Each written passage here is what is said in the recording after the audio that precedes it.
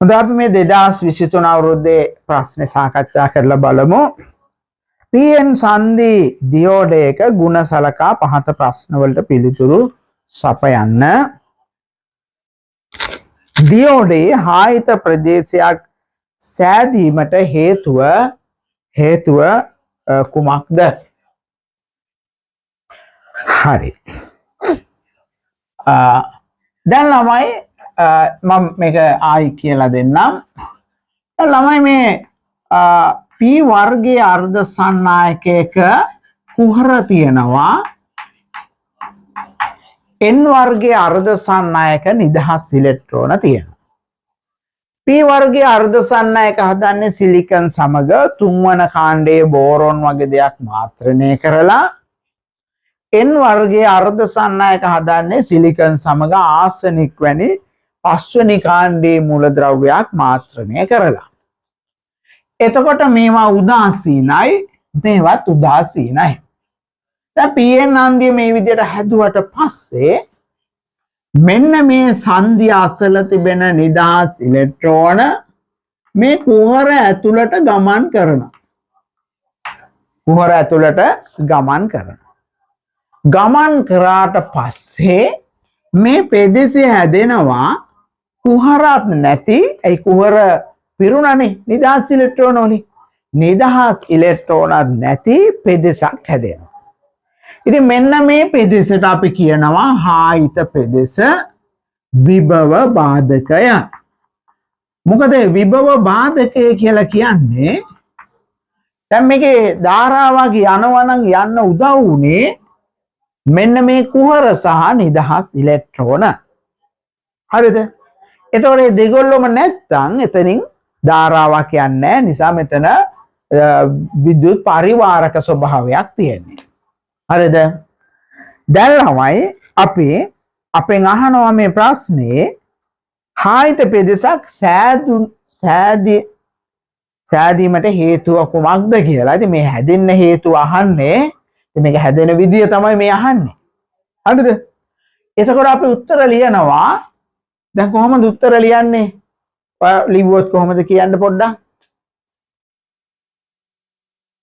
හායිත පෙද මට තේරෙනවා දැන් මම මේ කියපු ටික ඔයගොල්ලෝ කියනවා මේ සංධිය අසල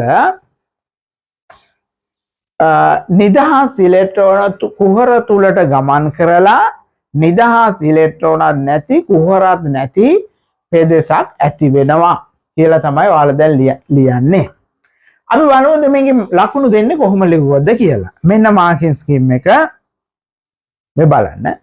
බහුතර වාහක සංධිය හරහා විසරණය වී ප්‍රතිසංයෝජනය වීමෙන්. ළමයි මෙන්න බලන්නකො බහුතර වාහක කියන වචනේ ලියලා නැත්නම් ලකුණු නැහැ. ඒකයි අර යටින් ඉරක් ගහලා තියෙන්නේ. විසරණය කියන වචනේ ඕනේ නැත්නම් ලකුණු නැහැ. ඒකයි ඒ විසරණය යටින් ඉරක් ගහලා තියෙන්නේ. ප්‍රතිසංයෝජනය කියන වචනය යටින් ඉරක් ගහලා තියෙන්නේ. ඒ වචනේ ඕනේ නැත්නම් ඔයාලට ලකුණු ලැබෙන්නේ නැහැ. එතකොට බලන්න මේ ප්‍රශ්නය මේ PN සංධිය හායිත පෙදෙස හැදෙන හැටි ඔයාලා කොච්චර කොහොම දැන හිටියත් මේ PN සංධි භාවිතා කරත් මේවෙන් කොච්චර ඉලෙක්ට්‍රොනික වැඩ කරත් වැඩක් නෑ ළමයි. මේ වචන පාඩම් කරන්න කියලා තමයි මේ පේපරේ මේ ප්‍රශ්නේ හදපු කවුද? විශ්වවිද්‍යාල ආචාර්ය මහාචාර්යවරයා කියන්නේ. ඇයි එහෙම කියන්නේ? එයා ඇත්තටම ළමයි ඉලෙක්ට්‍රොනික දාන්න කෙනෙක් නෙමෙයි වෙන්නේ. එයා මේ කට පාඩම් කරලා ඒ තනතුරට ගිහිල්ලා හරිද? දැන් ඉතින් තියෙන්නේ වචන දදා ප්‍රශ්න හදනවා. මේ වචනම ලියපන් ලකුණු නෑ නැත්තම්. ඕක කියන එක විතරයි.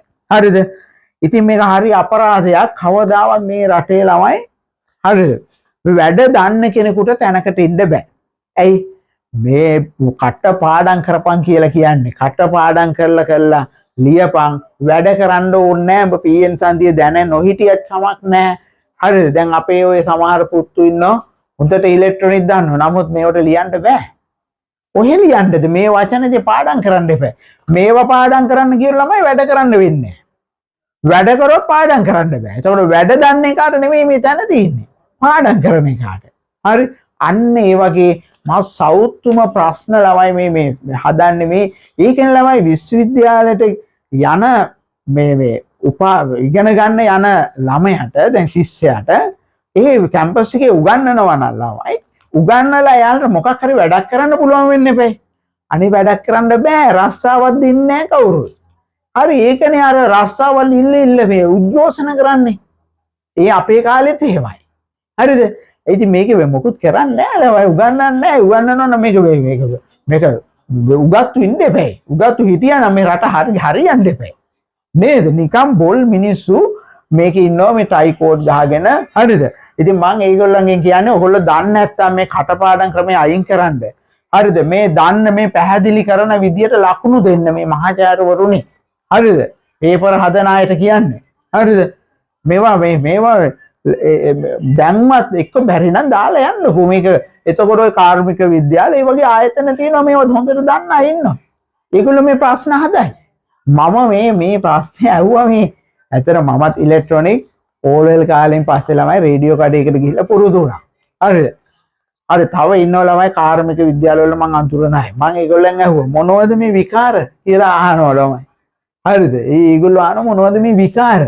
ඉතින් මේගොල්ලෝ තමයි මේ හිතාගෙන ඉන්නේ උගත්තු මේ රටේ ඉහළම උගත්තු කියලා. හරි ඇත්තටම මෙලෝඩියක් නෑ ළමයි කටපාඩම් කරලා ගියා. හොඳ දක්ෂ ආචාර්ය මහාචාර්යවරු ඉන්නවා ඒගොල්ලන්ට තැනක් නෑ. ඇත්තට අපේ කාලේ හොඳට ඉලෙක්ට්‍රොනික කරපු සර් කෙනෙක් හිටියා කැම්පස් එකේ. ඉතින් මම දැකලා නෑ කවදාවත් පේපරේ හදනවා. ඒගොල්ලන්ට තැනක් නෑ මං හිතන්නේ. ඔක්කොම උදුරගෙන තියෙන්නේ මේ එක එක්කෙනා. හරි බදාගෙන ඉන්නේ මේව පේපර් හදන්න අරවා මේවා මෙලෝ වැඩක් නෑ. ඉතින් හැමතැනම ඒකයි තියෙන්නේ. ඉතින් මොනව කරන්නේ ළමයි මොනව කරන්නේ පොඩ්ඩක් අර රිසෝස් බුක් එකක් බලන්න. හරිද?